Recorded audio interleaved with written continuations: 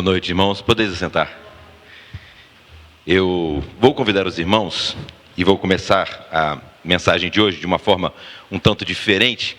Eu vou convidar os irmãos a abrirem as suas Bíblias. Na verdade, eu vou convidar os irmãos a pegarem suas canetas.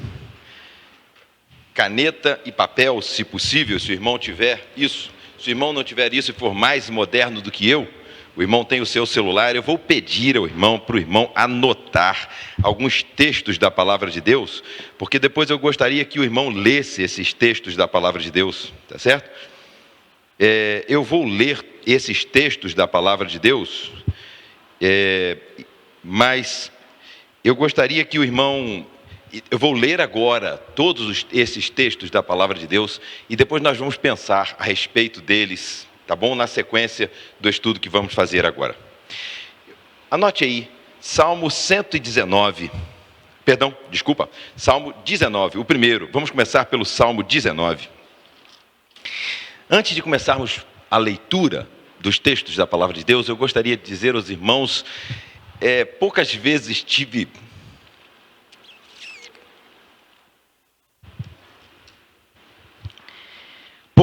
na vida estive ansioso até, por poder dividir com a igreja as coisas que estão no coração. Se eu fosse conversar com os irmãos sobre tudo que está na minha cabeça, eu acho que nós levaríamos, sem exagero, talvez 1 ou 2 dias conversando. Lanchando e conversando.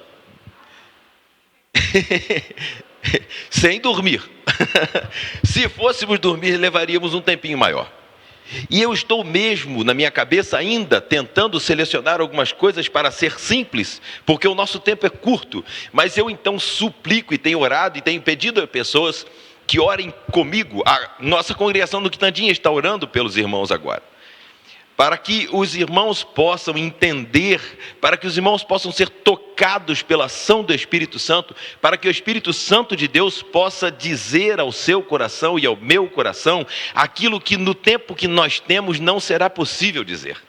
Aliás, eu acho que se todo o tempo me fosse dado, eu não conseguiria fazer esta obra. Então, realmente eu tenho que me curvar ao poder do Espírito Santo e suplicar a Deus que Ele possa fazer isto no seu coração. Que Ele possa fazer isto no seu coração do mais idoso, que Ele possa fazer isto no coração do mais jovem, que Ele possa fazer isso no coração daquele que não tem uma formação teórica, mas no coração daquele também que tem uma formação teórica, no coração dos jovens, destes jovens que estão aqui na frente cantando, todos eles já na faculdade, enfrentando os seus professores e esse mundo cético, esse mundo secularizado do jeito que nós estamos vivendo. A igreja, como eu gostaria que muita gente pudesse hoje ouvir a palavra de Deus e ser tocada pela palavra de Deus, porque nós estamos vivendo, como disse o nosso irmão Wilson hoje pela manhã, na mensagem lá na congregação do Quitandinha, ele disse numa mensagem abençoadíssima: Deus cumpriu as suas promessas feitas a Abraão, a Isaac, a Jacó, a Sara. Ele cumpriu todas as suas promessas, Ele cumpriu as promessas feitas a nós e Jesus veio, e Ele vai cumprir as suas promessas de que Jesus vai voltar. No entanto, lá na Bíblia está ensinando também que o dia e a hora ninguém sabe. Lá também Jesus ensina que vai ser como quando Moisés, nos dias de Noé, como nos dias de Noé, quando casavam-se, davam-se em casamento, ou seja, a vida estava normal, tudo estava acontecendo normal, como acontece.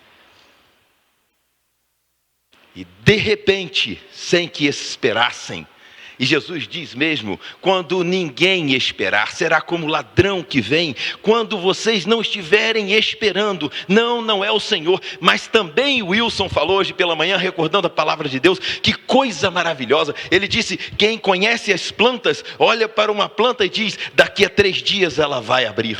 Quem conhece um fruto, diz, daqui a tanto tempo ele vai estar maduro. Quem conhece a terra sabe que ela vai ser boa. Quem conhece os sinais sabe que está próxima a vinda do Senhor.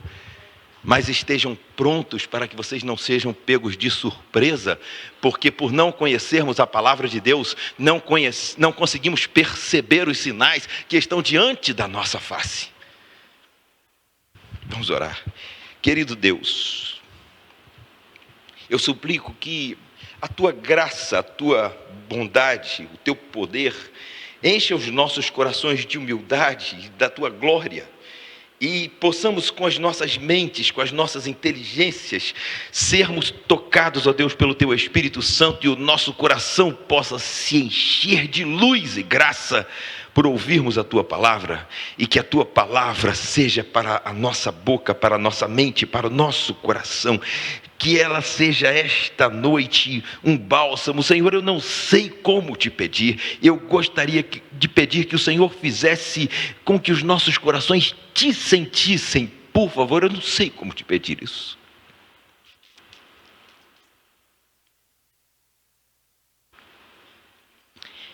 Em nome, por amor de Jesus, é que eu oro, humildemente, Senhor Deus, na mediação do teu Espírito Santo, para a honra e glória do teu nome, querido Deus, humildemente, Senhor Deus. Amém. Anote aí, anote mesmo, irmão, confira depois. Salmo 19, os céus, Salmo 19, versículo 1, os céus declaram a glória de Deus e o firmamento anuncia a obra das suas mãos. 2, um dia faz declaração a outro dia, sem linguagem, sem fala, ouvem-se as suas vozes em toda a extensão da terra e as suas palavras até o fim do mundo. Os céus declaram a glória de Deus e o firmamento anuncia a obra das suas mãos. Gênesis 1, versículo 3. Gênesis 1, versículo 3. E disse Deus, haja luz, e houve luz. Gênesis 1, versículo 20, diz assim, e disse Deus, produzam as águas abundantemente répteis de alma vivente. Gênesis 1, versículo 26, diz assim, e disse Deus, façamos o homem à nossa imagem, conforme a nossa semelhança, e domine sobre os peixes do mar, sobre as aves dos céus, sobre o gado, sobre toda a terra, sobre todo réptil que se move sobre a terra. E criou Deus o homem e a sua imagem, a imagem de Deus os criou, macho e fêmea os criou. Eu vou pedir a você, desculpem, eu vou ler estes textos de novo, mas eu quero ler esses textos, eu quero que você anote esses textos, porque eu quero que à medida que eu for avançando na mensagem, esses textos também já tenham sido relembrados à sua memória. Eu peço a você que abra a sua Bíblia no Salmo de número 8. O Salmo de número 8 é um salmo maravilhoso, que às vezes a gente nem se lembra mais dele, mas ele diz assim, ó Senhor, Senhor nosso, quão admirável é o teu nome em toda a terra, pois puseste a tua glória sobre os céus, da boca das crianças e dos que mamam tu suscitaste força por causa dos teus adversários, para fazer escalar o inimigo e vingativo. Quando vejo os teus céus, obra dos teus dedos, a lua e as estrelas que preparaste, que é o homem mortal para que te lembres dele, e o filho do homem para que o visites? Contudo um pouco menor do que os anjos o fizeste, contudo um pouco menor o fizeste do que os anjos, de glória e honra o coroaste. Fazes com que ele tenha domínio sobre as obras das tuas mãos, tudo puseste debaixo dos seus pés, todas as ovelhas e bois, assim como os animais do campo e as aves dos céus e os peixes do mar, e tudo que passa pelas veredas dos mares. Ó Senhor, Senhor nosso, quão admirável é o teu nome sobre toda a terra. Quando vejo os teus céus, obra dos teus dedos, a lua e as estrelas que preparaste, que é o homem mortal para que te lembres dele, e o filho do homem para que o visites. Quando eu peço a vocês que abram suas Bíblias lá no Salmo de número 119, é fácil de lembrar, né? Salmo 19, Salmo 119, e no Salmo 119, no versículo, a partir do versículo 97, a palavra de Deus nos diz assim, ó, quanto eu amo a tua lei, ela é a minha meditação em todo dia.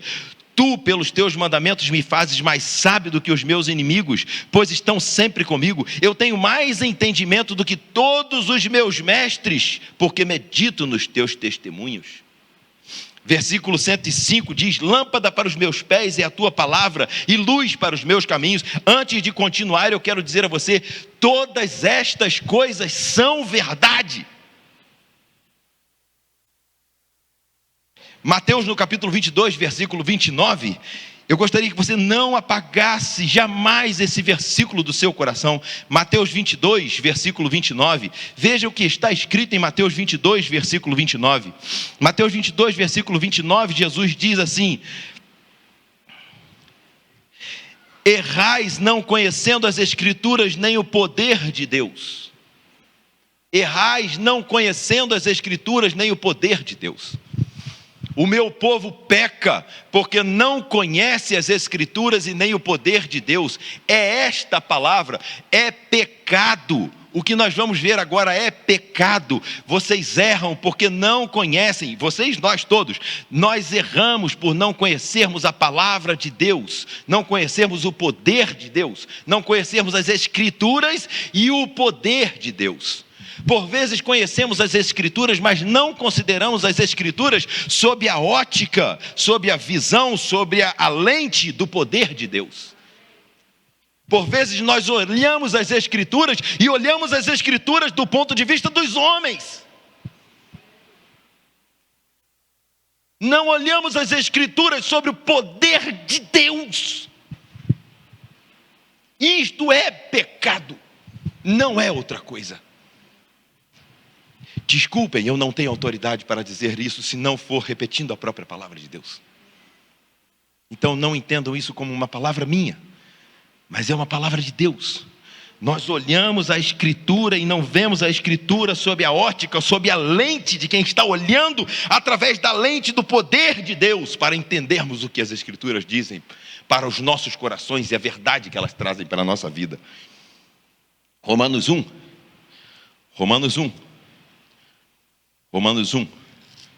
Esse é um texto que com muita frequência eu repito nos grupos de estudo bíblico. É um texto com muita frequência, eu repito. Romanos 1, a partir do versículo 16 até o versículo 25. Eu poderia pregar só sobre esse texto para os irmãos. Mas se os irmãos meditarem nesse texto, se os irmãos gastarem tempo meditando nesse texto, olhando para esse texto sob a ótica, Bernardo, sob a ótica do poder de Deus, ele abre as nossas mentes para entendermos. Meus jovens queridos, meus sobrinhos, todos, quase todos já na faculdade, meus queridos sobrinhos, meus filhos amados, por favor, quando seus professores disserem coisas que não são compatíveis, não são como a vontade de Deus. Eu tinha na faculdade uma disciplina que se chamava Genética e Evolução. E era o mesmo professor que dava aula de genética, ele dava aula de evolução. E certa vez eu estava angustiado, porque ele ensinou uma coisa na aula de genética, e depois ensinando na aula de evolução, ele contradisse aquilo que havia acabado de ensinar na aula de genética. Ele mesmo ensinou na aula de genética, e para afirmar a evolução, ele contradisse o que havia acabado de ensinar, e eu fiquei quieto, lutando no meu espírito. Senhor, eu falo, eu não falo. Senhor, eu falo, eu não falo. Eu muito jovenzinho ainda, e uma jovem colega que não é cristã, e também não era cristã, não tinha nenhuma relação com a fé de coisa alguma, ela disse: professor, isso que o senhor está ensinando, mas ela era brilhantemente inteligente, e ela lembrou da aula anterior que havia sido dada no mesmo dia, na mesma hora, era uma aula de genética e uma aula de evolução. Ela disse: professor, uma hora de genética e uma hora de evolução. Ela disse: professor, mas espera aí, isso que o senhor está explicando agora está contradizendo o que o senhor disse na aula de genética, como pode? E o professor tentou se explicar, e ela foi apertando o professor, porque não tinha por onde sair, e eu fiquei: graças a Deus, meu Senhor, que dia maravilhoso para o meu coração. Se eu tivesse feito aquilo, era um cristão pensando. E o cristão, quando pensa, desculpem, meus queridos, a expressão, o cristão, quando pensa, parece que ele é de menor inteligência, para não dizer ignorante. Acontece que 85, 86% dos prêmios Nobel são tementes a Deus. Acontece que os grandes cientistas mesmo, eles todos se deparam com a realidade de que tem que haver um Criador. A ciência hoje fala, tem que ter havido um Criador. Só que esta notícia, a Veja, a Isto É, a Globo, eu nem sei se essas revistas existem mais, esses meios de comunicação que nós lemos, eles não nos informam, nem mesmo os livros, porque as pessoas que escrevem os livros que vocês leem, que não são os livros da palavra de Deus, eles escrevem banhados por sua impiedade, e nós lemos estas coisas e as tomamos como verdade para nós, e colocamos estas coisas diante da Bíblia, e a Bíblia parece que tem que ser entendida agora de uma forma diferente.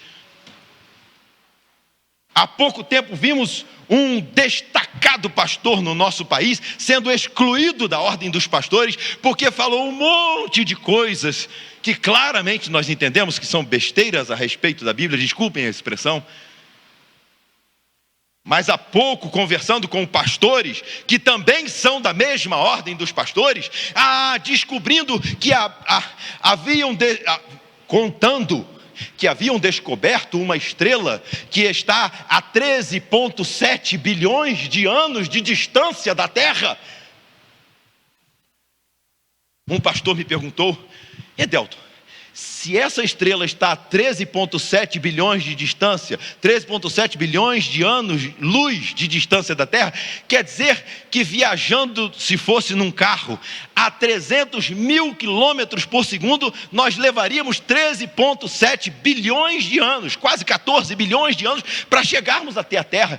Então, tia Mércia, é como se a luz de uma lanterninha tivesse sido lançada dessa estrela, ela levaria 14 bilhões de anos viajando até chegar à Terra. Isso quer dizer o seguinte: quando essa estrelinha lá de longe lançou a sua luz, isto foi há 14 bilhões de anos atrás, por isso hoje a gente pode ver aquela estrelinha.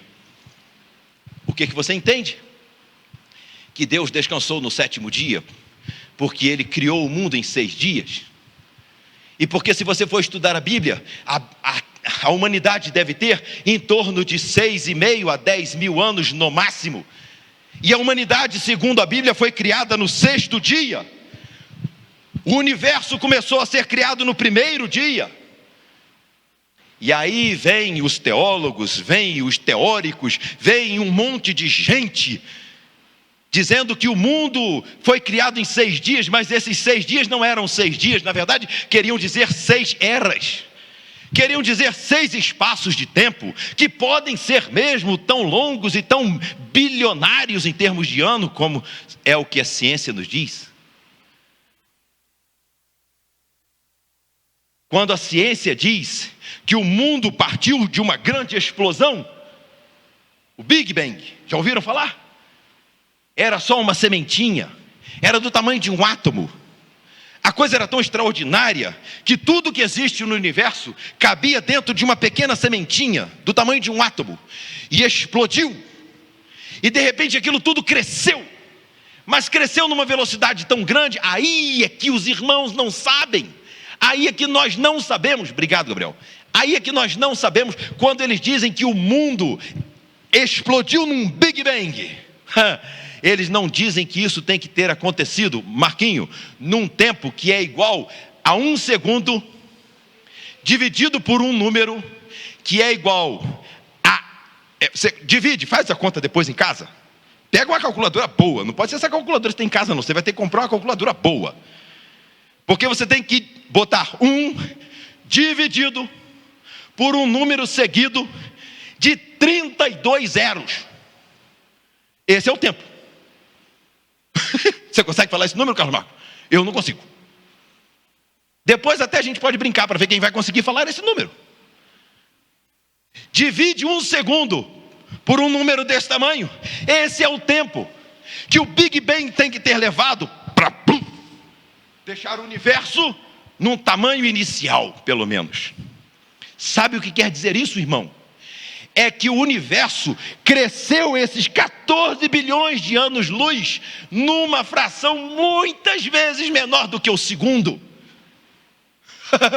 Sabe o que os cientistas dizem que isso é?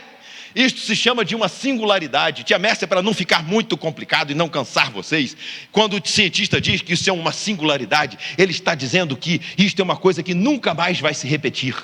Mas ele sabe, tia Edna, para o universo ter que existir do jeito que é, a partir de um Big Bang, ele tem que ter crescido numa velocidade bilhões e bilhões e bilhões de vezes maior do que a velocidade da luz. Você e eu não pensamos nisso quando lemos estas baboseiras todas. Só que nada pode ser mais rápido que a luz. A própria ciência diz.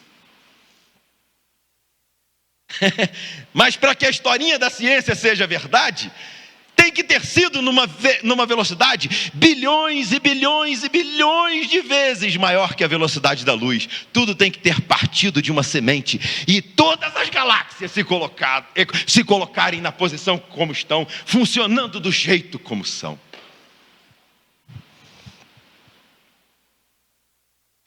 A conta é que no universo existam aproximadamente 6 sextilhões de estrelas. Sabe o que é isso?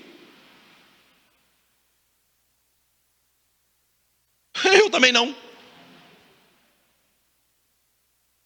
Aí você tem que acreditar que isso tudo se formou num tempo menor do que o segundo, milhões e milhões de vezes menor do que um segundo.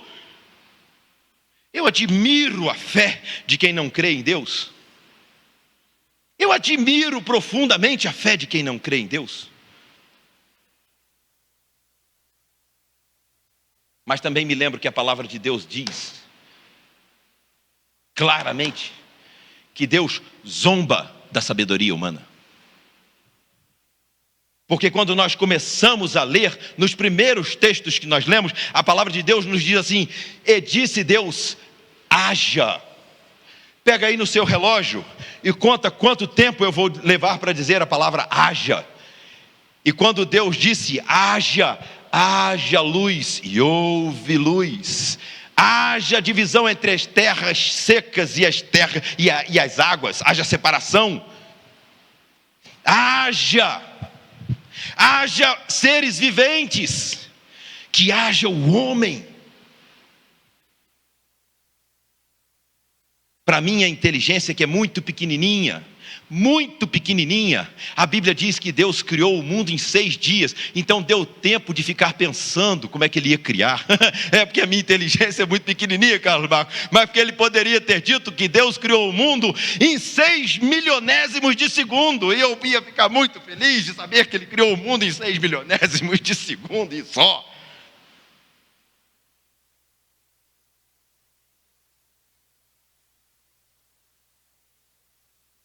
O filósofo certa vez disse, a gente fica enchendo a cabeça da gente de filosofia, ai meu Deus do céu, Colossenses chama isso de vã filosofia.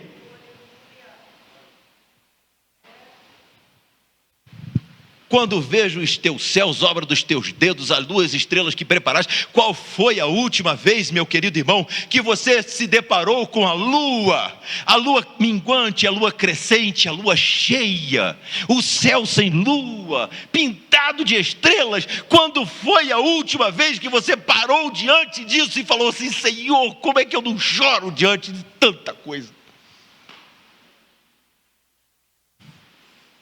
O homem precisa de bilhões de anos para que o universo exista, para que ele tenha milhões de anos para que a vida exista. A ciência sabe e mostra que a matéria não pode ter existido sozinha. A ciência sabe e mostra que a matéria tem que ter sido criada. É uma pergunta muito simples, que não precisa ser um sábio e um entendido. Se tudo partiu de uma sementinha, quem criou a sementinha? A ciência diz com muita seriedade: a matéria não pode existir sem que tenha sido criada. E Stephen Hawking fala: não é adequado para o atual estado da arte, ou seja, para o atual conhecimento da ciência, não é adequado, não é correto, não é adequado para o atual estado da arte que a ciência não considere a existência de uma mente superior e criadora. Esse mesmo Stephen Hawking, ele diz que não é necessário pensar num Deus dentro da criação, porque afinal de contas não houve tempo para existir um Deus e nem necessidade de existir um Deus dentro do tempo da criação. Isso ele não está falando porque não teme a Deus, ele está falando como cientista, porque nessa conversa ele estava dizendo que a ciência não pode provar Deus. Ele estava dizendo que tudo que a ciência pode mexer é quando tem tempo, é quando tem espaço, é quando tem matéria, é quando tem energia. Na palavra de Stephen Hawking, ele estava dizendo: Deus não cabe dentro do tempo. Para eu e você que sabemos, Ele é eterno, e de eternidade em eternidade tu és rei, tu és Deus. De eternidade em eternidade tu és Deus. Sabe o que quer dizer a palavra eternidade, meu querido irmão? Eternidade, o que você espera alcançar. Eternidade é viver fora do tempo, é viver fora do espaço, é viver fora da matéria, é viver fora da energia. Eternidade não é este mundo, porque este mundo começou quando no princípio, Deus que vivia na eternidade. A palavra no princípio quer dizer quando todas as coisas do mundo material começaram a existir, foi Deus quem criou. É isto que quer dizer o primeiro versículo da Bíblia. Quando você lê lá, Deus criou o mundo em 6 dias, aí você vai ver que Deus criou o mundo em 6 dias, você se esquece, e aí tem um monte de gente falando um monte de coisa, que eram 6 eras, que eram sei lá o que, e esquece lá de Êxodo. Abra sua Bíblia em Êxodo. O que nós encontramos lá em Êxodo 20? Êxodo 20, meu irmão. Você tem que saber o que nós encontramos em Êxodo 20. Quem é o cristão que não sabe o que nós encontramos em Êxodo 20? Se tem algum cristão que não sabe o que nós encontramos em Êxodo 20, meu irmão, vamos rever. Isso, minha irmã.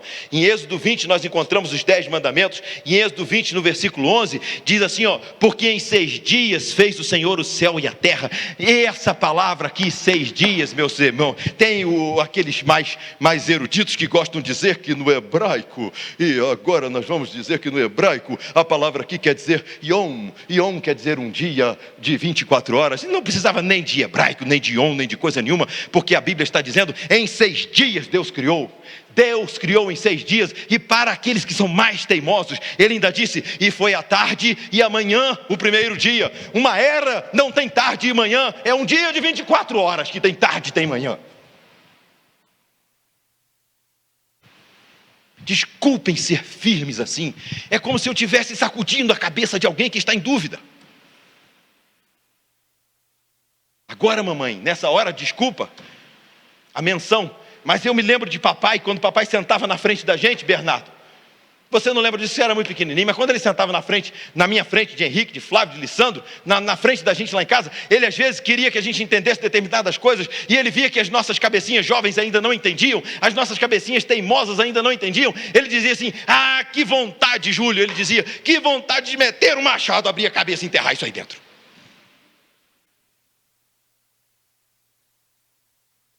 A gente ficava vendo o velho falar aquilo e ficava imaginando, todos nós lá em casa somos cabeçudos, né? Imagina a cabeça de Flávio abrindo no meio assim, e papai botando as coisas lá dentro.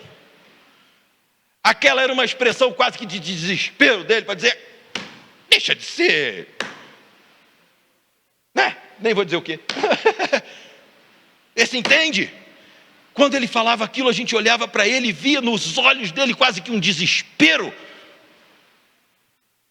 pela importância do que ele queria que nós entendêssemos, e as nossas cabecinhas duras estavam custando para entender.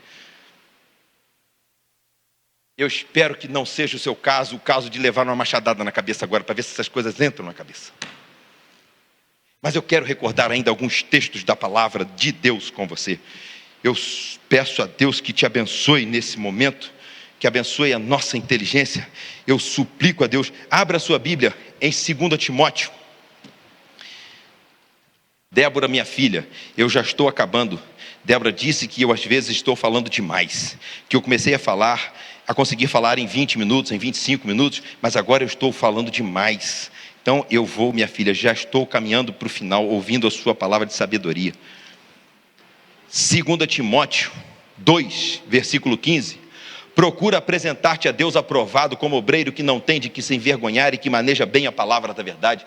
Procura apresentar-te a Deus aprovado como obreiro que não tem de que se envergonhar e que maneja bem a palavra da verdade. Ainda em 2 Timóteo capítulo 3, versículos 15, 16 e 17. E que desde a tua meninice sabes as sagradas letras que podem fazer-te sábio para a salvação pela fé que há em Cristo Jesus. Toda a Escritura, divinamente inspirada, é proveitosa para ensinar, para redarguir, para corrigir, para instruir em justiça, para que o homem de Deus seja perfeito e perfeitamente instruído em toda boa obra. Se você abrir a sua Bíblia em 2 Pedro capítulo 1, 2 Pedro capítulo 1, olha só o que diz lá em 2 Pedro capítulo 1, e a gente ainda fica de conversa fiada. 2 Pedro capítulo 1, versículos 20 e 21. Sabendo primeiramente isto, que nenhuma profecia da Escritura é de particular interpretação. Não me venha para cá interpretando a Bíblia. Certa vez eu ouvi de uma educadora religiosa: irmão Edelton, aqui a gente não fala mais de papai do céu. Aqui no nosso departamento infantil, agora a gente não fala mais papai do céu, porque as crianças dessa comunidade, os pais são muito agressivos, e aí os pais confundem o papai do céu com o papai deles, e aí eles acham que o papai do céu é ruim. Eu disse: minha irmã, queira me desculpar, eu posso não falar, mas se eu falar, eu vou chamar papai do céu de Abba Pai, e eu não me incomodo, nem me importo, nem um pouquinho com qualquer uma de suas teorias, ou de quem quer que seja, porque a Bíblia me ensina a chamar de papai do céu. Eu vou ensinar para essas crianças, assim como ensino para os meus filhos, que papai do céu é perfeito, e eu sou muito falho. Eu vou ensinar para essas crianças que quando elas se tornarem adultos e papais como eu sou, elas devem tomar muito cuidado, para que os seus filhos, quando olharem para ele, lembrem-se de papai do céu. Mas elas também devem ser muito humildes para dizerem logo de saída aos seus filhos: filhos, apesar de eu me chamar pai, porque papai do céu me chama de pai, e ele também se chama de pai, perfeito é papai do céu. Então quando papai errar, vocês continuem andando com papai do céu, porque papai do céu nunca erra, e é para a casa de papai do céu que nós vamos. Nós ficamos enchendo as nossas mentes e as nossas igrejas de coisas que não prestam para nada e que são contrárias à palavra de Deus. Eu agora me lembrei do meu avô, Edmundo, pregando uma vez. Ele estava tão empolgado, Bernardo, na hora do sermão, que ele, se mexendo tanto, deu um tapa nos óculos e os óculos saíram rodando. E ele continuou pregando e fez assim, pegou os óculos, botou no rosto de novo. E eu agora estou me sentindo tão acelerado quanto o vovô Edmundo estava naquele dia, porque ele estava falando do amor que ele tinha por Deus e pela sua palavra. Desculpem o meu acelerado deste momento. Me perdoem.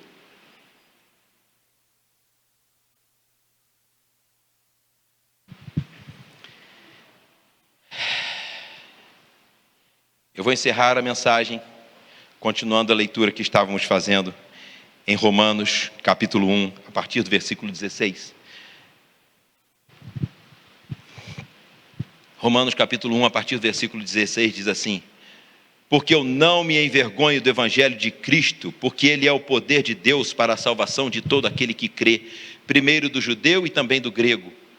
Porque nele, no evangelho de Cristo, se descobre a justiça de Deus de fé em fé, como está escrito: mas o justo viverá da fé. Agora escutem o que a palavra de Deus fala de uma forma profunda e clara, inquestionável. Não dá para ficar pensando na tradução, não dá para ficar viajando aqui. É claro, olha só. Porque do céu se manifesta a ira de Deus sobre toda a impiedade e injustiça daqueles homens que detêm a verdade em injustiça. Esses homens que detêm a verdade em injustiça, quem detém alguma coisa e não dá aos outros, é porque conhece, é porque tem a verdade, mas não a manifesta aos outros. Do céu se manifesta a ira de Deus sobre os homens que detêm a verdade. Eles conhecem a verdade, mas detêm, eles guardam a verdade, eles escondem a verdade por causa da injustiça. Porque o que de Deus se pode conhecer, nestes homens, a estes homens se manifesta, porque Deus manifestou a eles. Certa vez um pastor me perguntou: Delto, mas olha só, eu fico encantado de ver esses homens tão inteligentes, esses cientistas, como é que eles entendem essas coisas que eu não consigo entender. Eles entenderam, eu não consigo entender. Então eu tenho que aceitar o que eles explicam.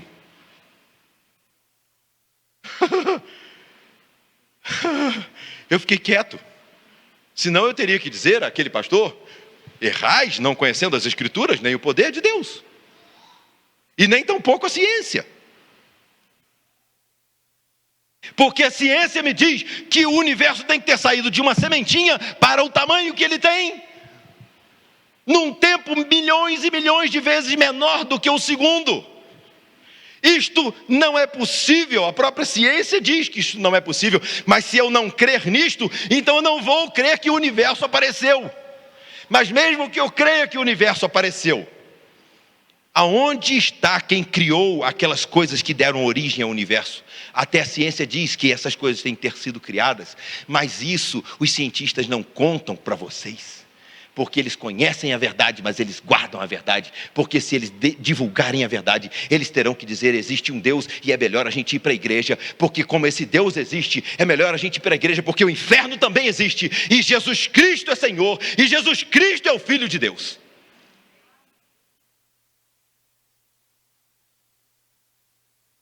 Então eu, cientista, não eu, mas os cientistas, eu, cientista, vou viver do jeito que quero. Mas para viver do jeito que quero, eu não posso deixar esse povo saber que tem Deus não. Senão eu não vou poder fazer as coisas que eu quero.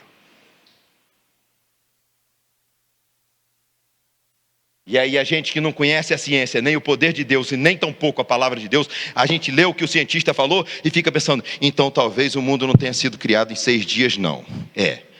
Quantos livros de teologia, quantos e quantos livros de teologia eu já li, com quantos e quantos teólogos falando isso mesmo, desse mesmo jeito, eu nunca consegui entender.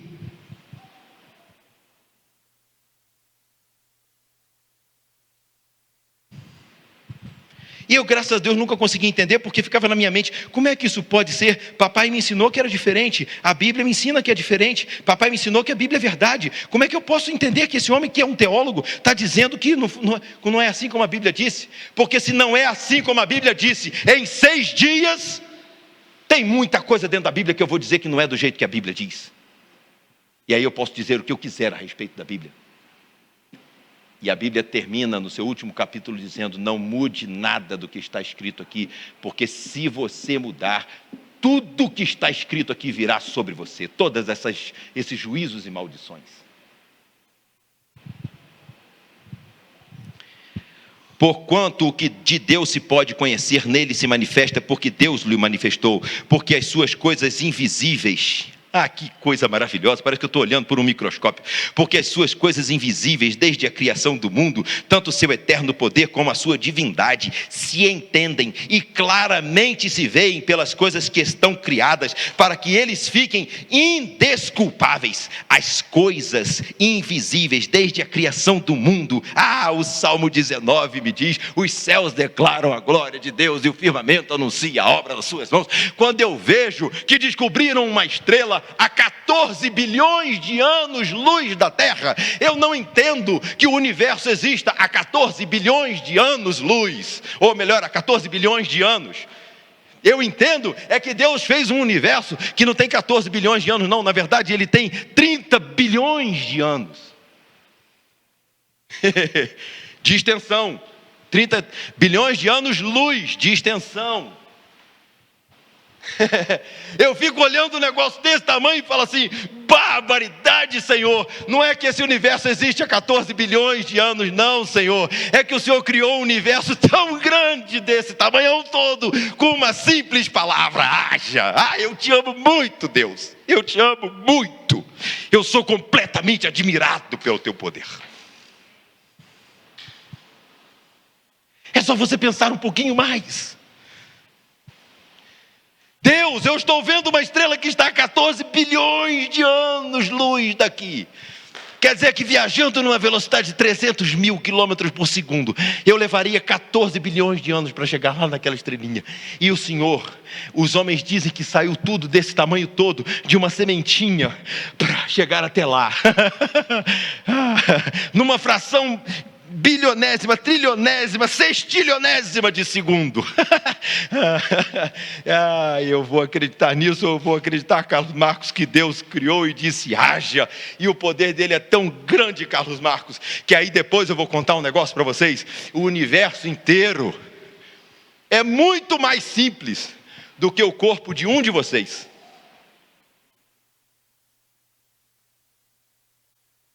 Porque juntando a matéria do universo inteira, toda a matéria do universo não seria capaz de criar uma só célula e fazê-la viver, porque a vida também precisa ter sido criada. E apesar de Darwin, que não sabia nada de biologia, porque Darwin nunca tinha visto uma mitocôndria, um retículo endoplasmático, não sabia nada de coisa nenhuma.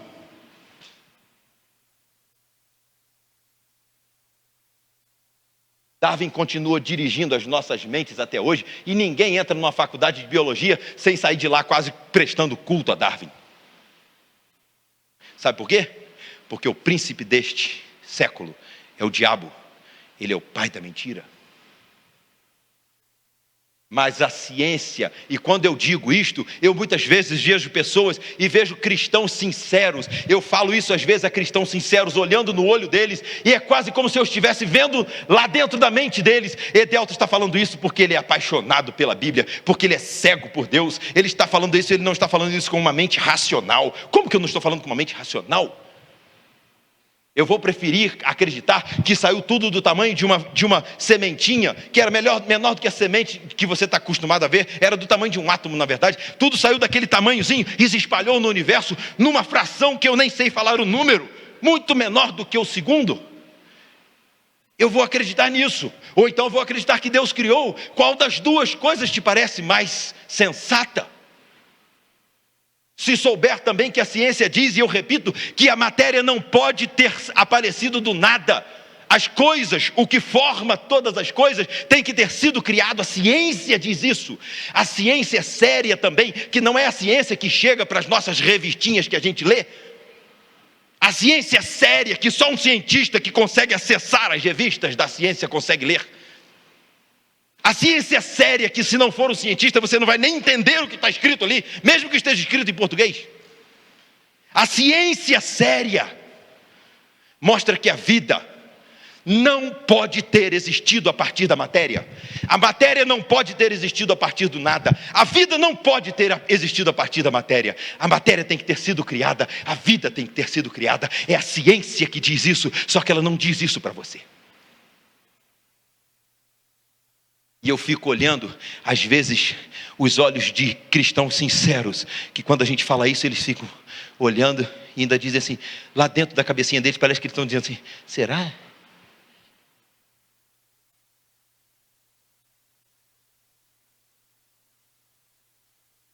Deve ser assim não? Será?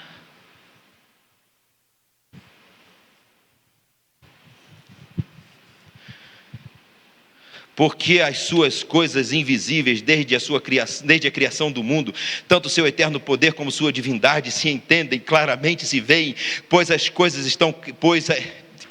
coisas que estão criadas, para que eles fiquem indesculpáveis. Porque tendo conhecido a Deus, esses homens conheceram a Deus, irmãos, pela obra de Deus, por verem o átomo, por verem as coisas que a gente não vê. Na verdade, nem o átomo eles viram, porque o átomo, na verdade, é uma situação matemática. Para quem gosta de física e de matemática, há alguns, hoje, cientistas bem avançados que estão dizendo que o átomo nem é aquela estrutura mais de prótons, nêutrons e elétrons que a gente vê, é, na verdade, uma condensação da vida, a luz, uma condensação estável da luz. Depois a conversa para depois.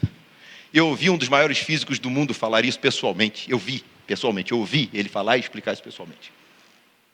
E eu fiquei espantado de ouvir aquilo. Essa ciência nem vai chegar aos nossos ouvidos. Porquanto, tendo conhecido Deus, não o glorificaram como Deus, nem lhe deram graças, antes em seus discursos se desvaneceram, e o seu coração insensato se obscureceu. Esses homens, dizendo-se sábios, tornaram-se loucos. Até aqui o texto de Romanos fala do conhecimento da ciência, e a degradação do homem com o conhecimento da ciência, não permitindo que o conhecimento da ciência glorifique a Deus. Agora, ele vai falar da degradação moral do homem. E mudaram a glória do Deus incorruptível em semelhança à imagem de homem corruptível, e de aves, e de quadrúpedes e de répteis, pelo que também Deus os entregou às concupiscências do seu coração, à imundícia e para desonrarem o seu corpo entre si. Agora, o texto fala da degradação moral, da degradação ética, mas agora o texto termina falando da degradação da ciência, da degradação moral, ética e da degradação espiritual. Prestem atenção, porque estes homens que conheceram a Deus pela ciência, conheceram a Deus pela teologia, porque a Bíblia é clara, muito clara. Conheceram a Deus pela teologia, conheceram a Deus pela ciência, conheceram a Deus pela necessidade moral e ética que existe dentro de nós. Eu poderia conversar muito tempo com vocês sobre a moral e a ética, como que elas claramente manifestam Deus, mas o tempo não dá, tia Mércia.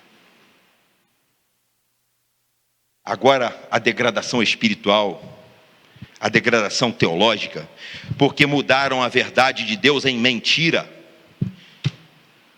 E muitos professores de escola bíblica dominical, como eu fui a vida inteira, muitos pastores, muitos teólogos, muitos educadores religiosos, mudaram a verdade de Deus em mentira e honraram e serviram à criatura e não ao Criador, que é bendito eternamente. Amém. Eu encerro a palavra desta noite, meus queridos irmãos. Mudaram a verdade de Deus em mentira e honraram e serviram a criatura ao invés do Criador, que é bendito eternamente. Amém. Quando você e eu aceitamos mudanças da verdade, não é nem da compreensão bíblica não, quando eu e você aceitamos mudanças da verdade que a palavra de Deus é, nós mudamos a palavra de Deus, nós transformamos a palavra de Deus, e nós adoramos a criatura que escreveu as besteiras que estão contra a palavra de Deus. Adoramos a criatura ao invés de adorarmos ao Criador, que é bendito eternamente. Amém. Meus queridos irmãos, se parecia aborrecido, se parecia zangado, se parecia acelerado, como dizia meu pai. Rosane me disse hoje que eu estou acelerado. Se parecia zangado, se parecia acelerado, se parecia até mesmo fora do ponto, é porque estou mesmo. E na minha cabeça está a palavra do salmista dizendo: não os aborreço, Senhor, com ódio completo. E ele estava se referindo aos inimigos do Senhor, aqueles que se levantavam contra a verdade de Deus. Eu expresso mesmo o meu aborrecimento contra o pecado. Eu expresso mesmo o meu aborrecimento contra aquilo que pode levar um ser humano, a obra máxima da criação de Deus, para o inferno. Você foi criado à imagem e semelhança de Deus. Você tem um corpo e você hoje tem um espírito. E com o seu corpo e com o seu espírito você tem que fazer uma escolha. Um dia na sua vida você tem que fazer uma escolha. Tenha ficado esse dia no passado, seja esse dia hoje. Ou permita Deus a você mais tempo para que você ainda nesta vida possa fazer uma decisão. Porque este corpo e este espírito foram criados. O seu corpo, como todos os corpos de todos os animais, é matéria. E como é matéria, Eclesiastes nos diz, capítulo 12, versículo 7, que o pó volta à terra como era. O seu corpo vai voltar a ser pó, mas o seu espírito volta para Deus. João 3,16 diz: porque Deus amou o mundo de tal maneira que deu o seu único filho, para que todo aquele que nele crê não morra nunca mais, mas tenha vida eterna. Aquele que nos criou e nos deu a vida, agora nos recriou em Cristo Jesus. E a Bíblia diz em João, no capítulo 1, porque por ele todas as coisas foram criadas. No princípio era o verbo estava com Deus, o verbo era Deus, o verbo se fez carne e habitou entre nós, e vimos a sua glória como a glória do unigênito do Pai. No princípio ele era o verbo. Todas as coisas foram feitas por ele e para ele, e nada do que foi feito sem ele se fez. E continua ainda João, um pouquinho mais à frente, dizendo: a todos quantos o receberam, deu-lhes o poder de serem chamados filhos de Deus. Em João, no capítulo 17, ele diz: Pai, eu oro por eles, para que eu e eles sejamos um, assim como eu e tu, ó Pai, somos um. Que eu e eles sejamos um, e que eles sejam um, para que o mundo creia que tu me enviaste. 1 Coríntios capítulo 3, versículo 16 diz: não sabem vocês que vocês são o templo do Espírito Santo de Deus e que o Espírito Santo de Deus habita em vós? 1 Coríntios capítulo 6, no finalzinho do versículo, ele diz assim: vocês foram comprados por bom preço, então glorifiquem a Deus no vosso corpo e no vosso espírito, os quais pertencem a Deus. O nosso corpo volta ao pó, mas o nosso espírito volta a Deus.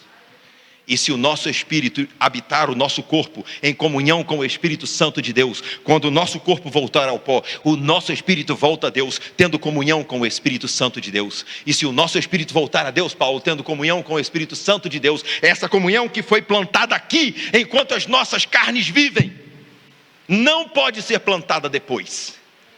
Enquanto nossas carnes vivem, enquanto esse corpo feito pela mão de Deus, obra máxima da criação de Deus, enquanto este corpo vive e é habitado por um Espírito, Deus disponibiliza o Espírito dele, pela obra salvadora de Jesus Cristo, para que ele habite no seu coração e no meu coração, e a sua vida seja agora conduzida pelo Espírito Santo de Deus.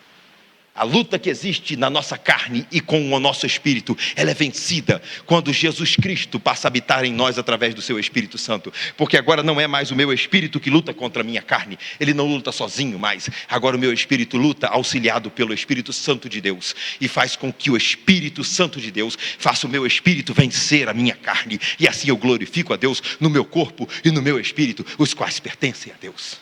E quando o meu corpo voltar ao pó, o meu espírito volta a Deus, mas em comunhão com o Espírito Santo de Deus, marcado pelo Espírito Santo de Deus, e com a marca do Espírito Santo de Deus, Jesus olha para mim e diz: venha bendito de meu Pai, e possua por herança tudo que está preparado para você, desde antes da fundação do mundo.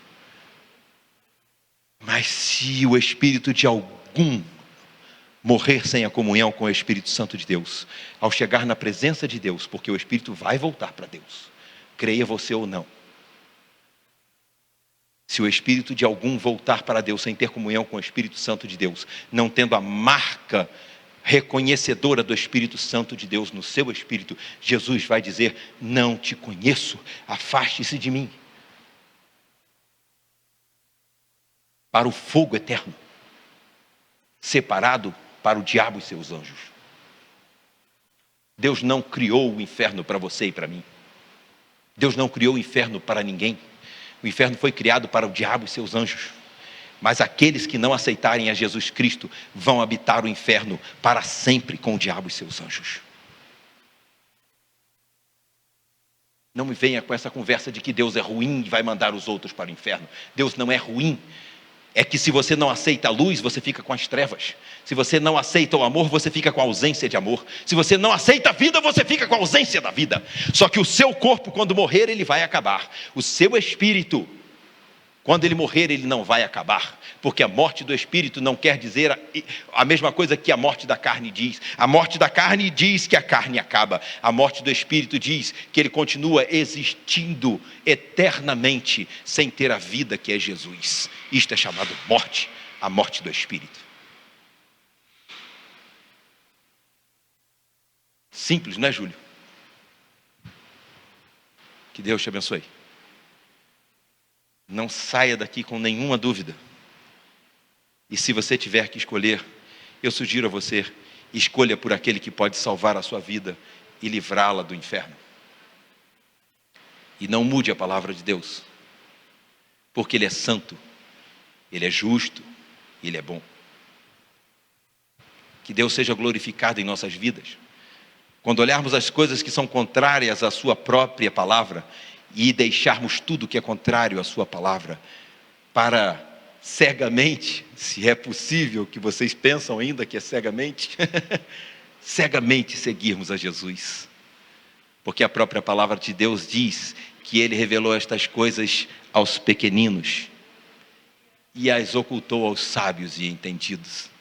Você que gostava de ser muito sábio e muito entendido, você quer ser humilde e pequenino ou você quer ser sábio e entendido? Ah, Carlos Marcos, eu quero ser bem pequenino. Larga esse tal de sábio, de entendido. Isso não vai me levar para lugar nenhum. O dia que eu morrer, essa sabedoria toda vira pó, porque tudo está no meu cérebro, vai tudo virar pó. Mas a sabedoria que o Evangelho de Deus traz, como disse Romanos, não me envergonho do Evangelho de Cristo, porque ele é o poder de Deus para a salvação de todo aquele que crê.